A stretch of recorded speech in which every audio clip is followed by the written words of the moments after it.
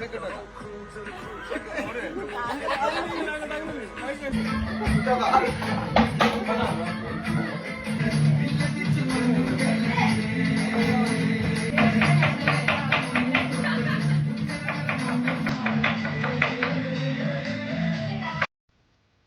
ഇതാണ് ഞാൻ പറഞ്ഞ 4ാം ഭാഗം of island trip.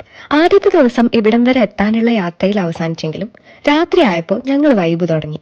ശ്യാമേട്ടന്റെ main area ആണ് കുക്കിംഗ്, അതിലാണ് തുടക്കം. ഒരുമാതിരിപ്പെട്ട ഐറ്റംസ് ഒക്കെ നമ്മൾ ഉണ്ടാക്കിക്കൊണ്ടിരിക്കുകയാണ്.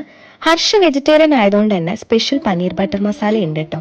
പിന്നെ ഒരു കുപ്പിയൊക്കെ ഇല്ലാതെ എന്താ ആഘോഷമല്ലേ.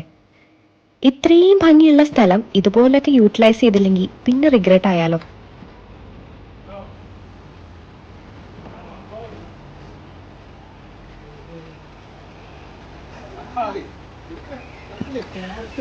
സെറ്റാക്കിട്ട് രണ്ടിതാക്കിട്ട് തന്നെ പോവാ. വൈബ് പോയാന്ന്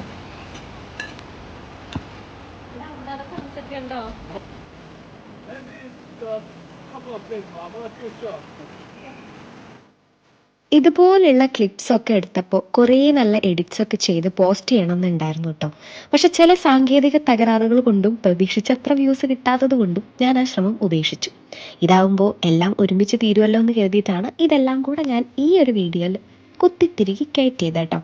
പിറ്റേ ദിവസമാണ് നമ്മളൊന്ന് പുറത്തു പോയത്. അതുകൊണ്ട് ഇന്നത്തെ വീഡിയോ മൊത്തം നമ്മൾ ഈ നൈറ്റ് വ്യൂ, ഈ ഒരു ഈവനിങ് വ്യൂവിൽ ഒതുങ്ങി നിൽക്കുകയാണ്.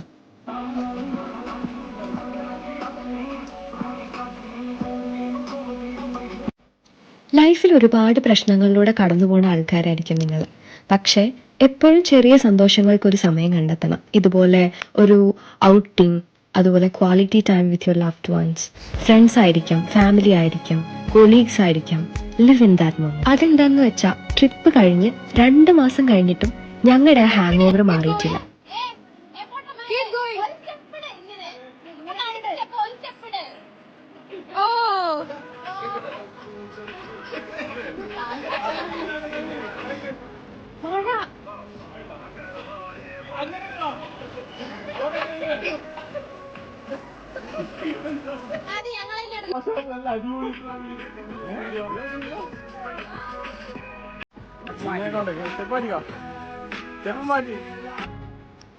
അങ്ങനെ ബീച്ച് സൈഡിലെ ഒരു ഗംഭീര ഈവനിങ് കഴിഞ്ഞ് നമ്മൾ നേരത്തെ തന്നെ പ്രിപ്പയർ ചെയ്ത് വെച്ചിട്ടുള്ള ഫുഡ് ടേബിൾ ഓൾറെഡി ഉണ്ട്.